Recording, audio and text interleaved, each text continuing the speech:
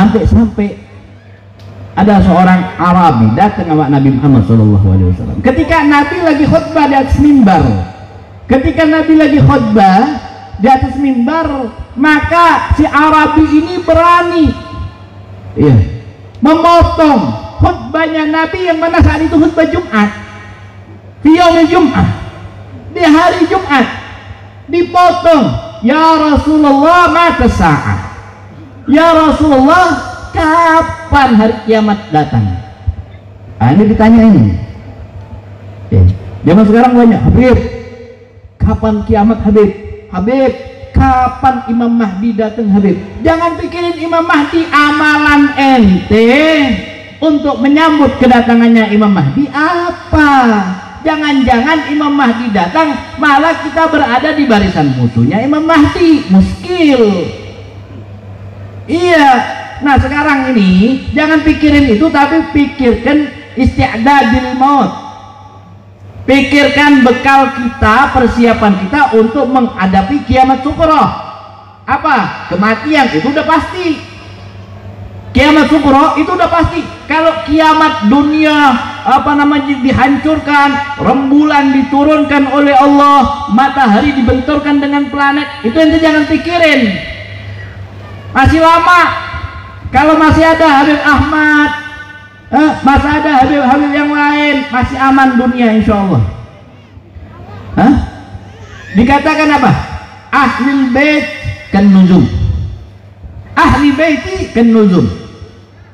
Keturunanku ini bagaikan bintang-bintang yang di langit, bagaikan bintang-bintang yang di langit. Jadi jangan pernah percaya dengan propaganda palsu. Oh bentar kiamat, oh nanti ini hari ini kiamat, ini begini. Enggak, ente ingat, oh masih ada Habib Ahmad, segaf, aman dunia. Sampai di sini paham apa enggak? Paham apa enggak? Bu, woi, bu, Masya Allah, ibu-ibu ini ahli surga semua. Ibu-ibu tuh ahli surga Pak sebenarnya. Coba lihat majelis yang paling banyak ibu-ibu. Malam ini pun yang paling banyak ibu-ibu. Dibandingkan bapak-bapak masih banyak ibu-ibu. Ahli surga. Cuma dengan satu syarat, jangan suka ngerumpi dan jangan suka kredit.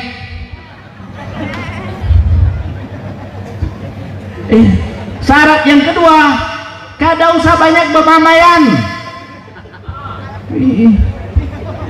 Bangun guring, belum aja basuh muka sudah bermamai, habis pahala majelisnya. Bu, mau masuk surga enggak? Mau masuk surga enggak Bu? Nah, cuma Bu, antara ibu-ibu dan bapak-bapak yang paling duluan masuk surga itu bapak-bapak. Iya. Kalau ibu-ibu mau masuk surga harus mati dulu. Tapi kalau bapak-bapak mau masuk surga di dunia harus hidup dulu. Enggak hidup enggak dapat surga. Paham Bu? Bedanya itu. Ibu mau masuk surga Bu? Mau masuk surga Bu? Yang semangat mau masuk surga enggak?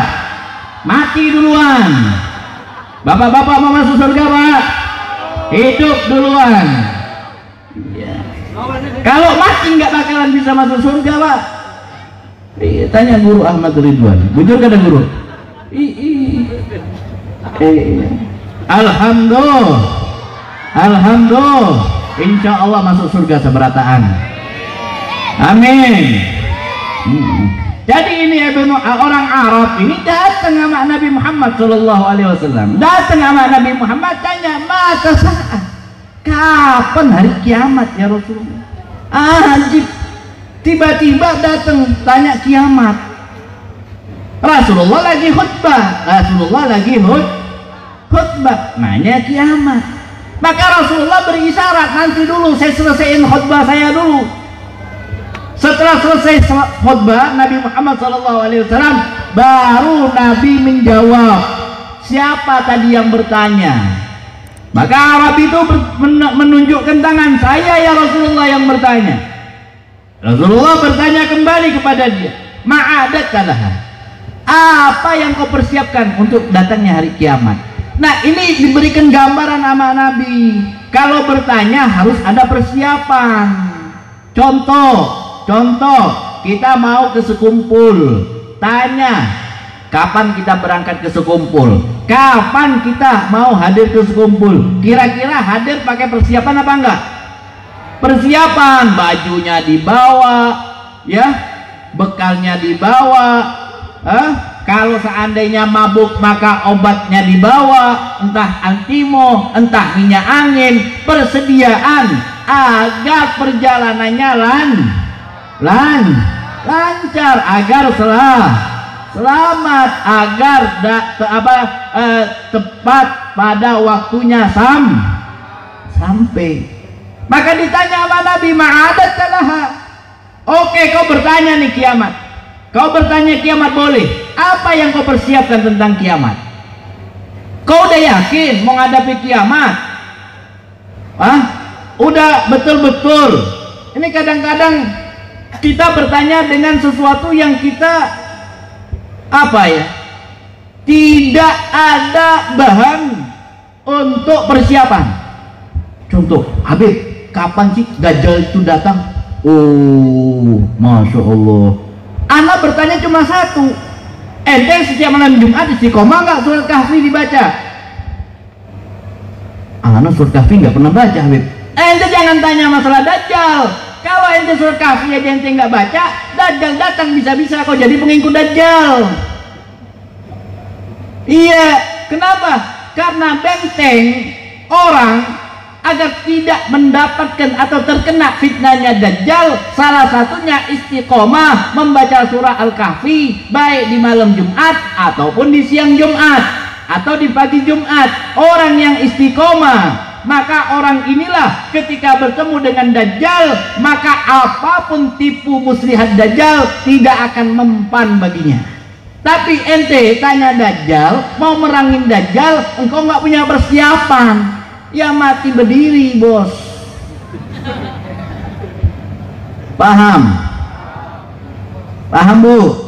Makanya isti'adat harus ada persiapan.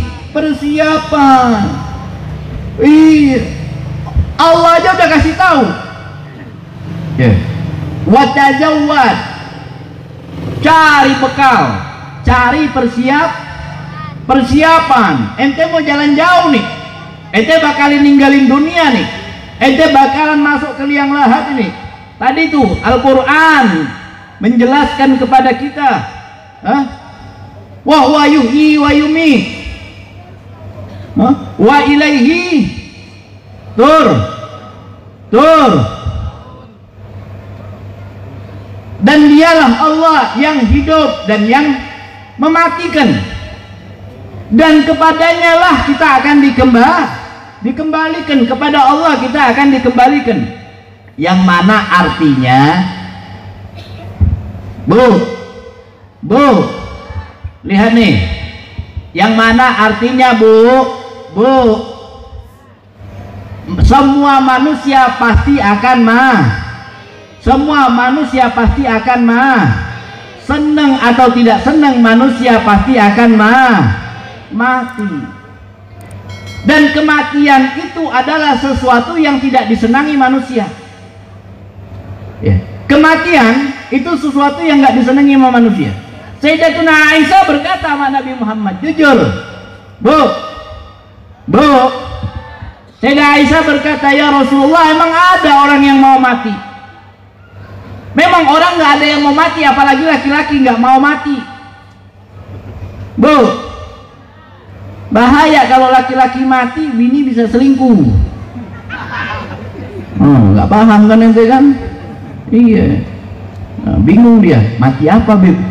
Ya mati. Jangankan mati, makanya laki suka kuku bima saja, bini nggak seneng. Tahu kuku bima? Tahu nggak kuku bima? Orang kuat bini marah. Jadi jangan salahin perempuan Pak kalau memamai terus, karena bapak-bapaknya kurang kuat. Iya, belum 5 menit sudah letoy. Iya. Pian ini bikin lapah aja jernya ibu-ibu. Udah ulun capek di dapur, capek pulang di kasur. Kasihan ibu-ibu, makanya ibu-ibu itu mukanya paling boros. Kenapa? Karena mikirin, capek. Masya Allah. Makanya harus kuat Pak, jadi laki-laki harus makanya jangan kuku bima, kurang kuat bini marah. Makanya bemamai terus, ada aja alasannya buat bemamai, entah listrik lah, entah apalah, entah kadang-kadang iler aja dimamainya. Ini bantal nah, bau ilernya pian aja ke air. Kada ada iler, padahal inya iler juga mengorok lagi, udah ngorok kenceng mulutnya, bau lagi, lebih bau daripada mulut suaminya. Masya Allah. Ada nggak yang kayak gitu Pak? Ada nggak? Nggak berani jujur, tidur di luar gue malam ini kok jujur. Alhamdulillah. Lanjut apa enggak? Sampai jam berapa? Enak banget ini sampai subuh. Ya Allah. Alhamdulillah. Makanya harus ada apa? Harus ada persiapan. Harus ada persiapan. Ente harus ada persiapan. Mateng dulu nih persiapan. Kita ini udah tahu bakal mati, kita bakal masuk kubur. Seneng nggak seneng, mau nggak mau, pasti mah.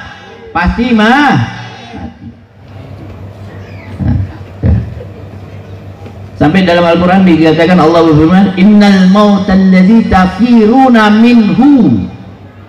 Ya, kul katakan wahai Muhammad, katakan wahai Muhammad kepada siapa? Kepada umatmu, innal mauta, sesungguhnya kematian. Kenapa dengan kematian? Alladzi tafiruna minhu, yang mana kalian lari darinya. Takut kita dengan kematian, yang namanya kematian takut kita. Tafiruna minhu, kita lari dari kematian. Sakit sedikit langsung cari obat, nggak menikmati sakit. Padahal tidaklah seseorang itu sakit terkecuali dosa-dosanya diampuni oleh Allah Subhanahu wa Ta'ala.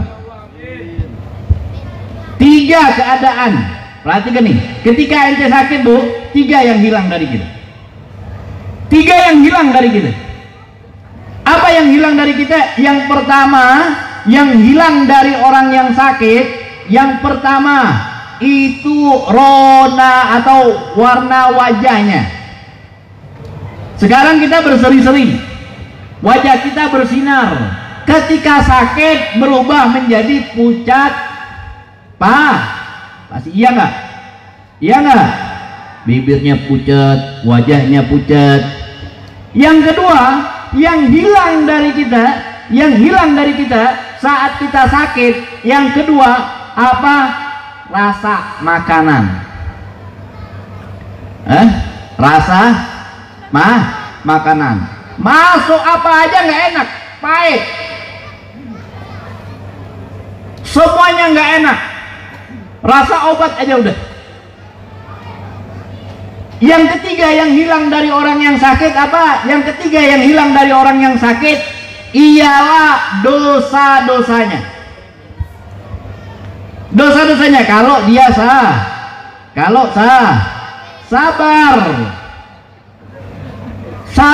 sakit jangan ngeluh. Ini migrain satu kampung tahu. Migrain satu kampung tahu. Migrainnya nenyut-nenyutnya sedikit aja. Koyoknya Masya Allah. Tahu koyok? Bahasa Banjarnya koyok juga guru. Koyok tempelin di sini, ditempelin di sini, tempel di sini, di sini, sampai hidung-hidungnya dikasih koyok. Ente sakit apa? Migrain. Migrain sampai ke hidung. Innalillahi wa inna ilaihi. Masya Allah. Ada nggak yang kayak gitu? Orang zaman sekarang ini riak semuanya. Sakitnya pun mau riak juga. Sakit di selfie. Ulun lagi garing nah. Posting di Facebook, di Instagram, di TikTok, di Snack, di Lik. Masya Allah. Ujung-ujungnya apa? Wa subhanallah. Hah? Ada yang ngomen, mudahan pian lekas sembuh, mudahan pian lekas sembuh. Satu musuhnya, mudahan pian cepat mampus. Musuhnya doanya kabul. Mati beneran nih kamu. Makanya jangan diposting-posting yang kayak gitu loh. Ya kalau yang senang-senang aja ente posting, yang susah-susah aja. Kada bermanfaat. Iya, mau posting yang senang-senang. Posting dakwah ceramahnya Ustadz Ahmad Ridwan dipotong, yang manfaatnya diambil kan karena dibatasi dengan waktu, dipotong yang bagusnya, ada nasihatnya, kirimkan ke Facebook, kirimkan ke Twitter, kirimkan ke Instagram, kirimkan ke Lik, kirimkan ke Snack, kirimkan ke TikTok. Paham nggak? Nah, amun hendak begayaan lawan ulun ya, tapi kalau di panggung nggak boleh begayaan. Kena kita begayaan di TikTok, kita begayaan ya. Kalau alhamdulillah.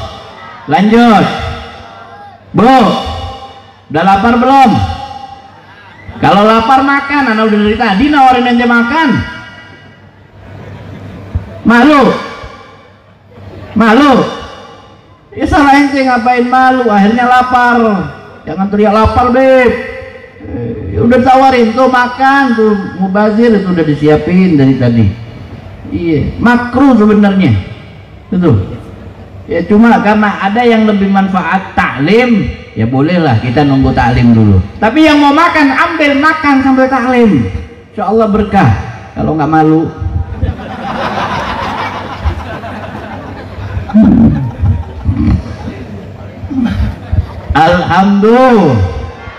Alhamdulillah salatullah ala Toha, salatullah ala Yasin. Semuanya salatullah ala Toha, salatullah ala Yasin Habibillah.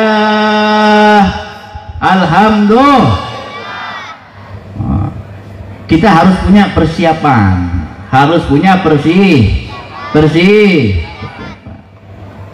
Bu, ini contoh Bu, contoh sederhana. Contohnya sederhana.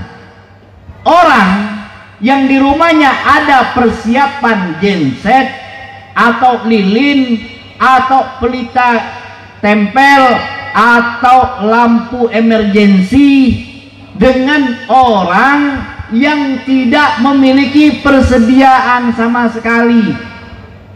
Beda apa enggak? Ketika mati lampu, siapa yang lebih repot? Yang punya persediaan apa yang nggak punya persediaan? Ayo, yang punya persediaan atau yang nggak punya persediaan? Yang nggak punya repot, keluar rumah, cari warung, jalan dulu. Tapi yang punya persediaan santai aja, dia udah tahu tempat-tempatnya. Oh, lampu emergensi di sini, nyala. Oh, mesin di sini, start, hidup lagi lampunya, tenang. Oh, lilin ada, lilinnya di sini, korek apinya di sini, tinggal diambil, dinyalain, terang benderang dia punya rumah. Tapi orang yang tidak memiliki persiapan, dia akan kewalahan, kebingungan, mencari. Ya kalau ketemu, kalau tiba-tiba semua toko pada tutup, Nah, apa nggak nangis dia? Mati lampu jam 3 subuh. Warung-warung daeng semuanya udah pada tutup.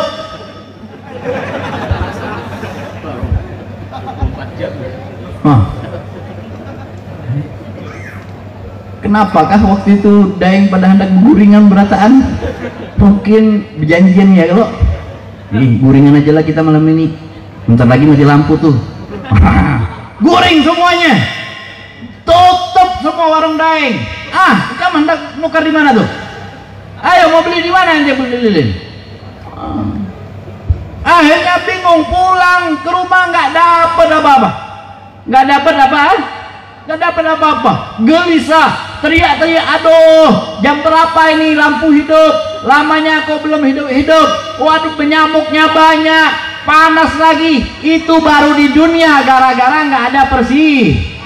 Tapi orang yang punya persiapan, ini yang tetangga nggak punya persiapan, gelisah, dia ngiler-ngiler di atas kasurnya sama bininya. Subhanallah, subhanallah. Jelas apa enggak? Jelas apa enggak? Itu pelajaran nama Allah, dari Allah buat kita, pelajaran dari Allah buat kita. Coba ente lihat tuh, di dunia aja rumahnya nggak punya persiapan, dia kalang kabut, dia gelisah. Berapa banyak orang-orang yang sulit, orang-orang yang susah, orang-orang yang sedih di awal-awal corona. Kenapa? Karena nggak ada persiapan. Tapi orang yang punya persiapan, punya tabungan, punya simpanan, makanan berlebih memang dia sudah siapkan. Aman apa enggak? Aman apa enggak? Tenang apa enggak? Tenang apa enggak? Begitu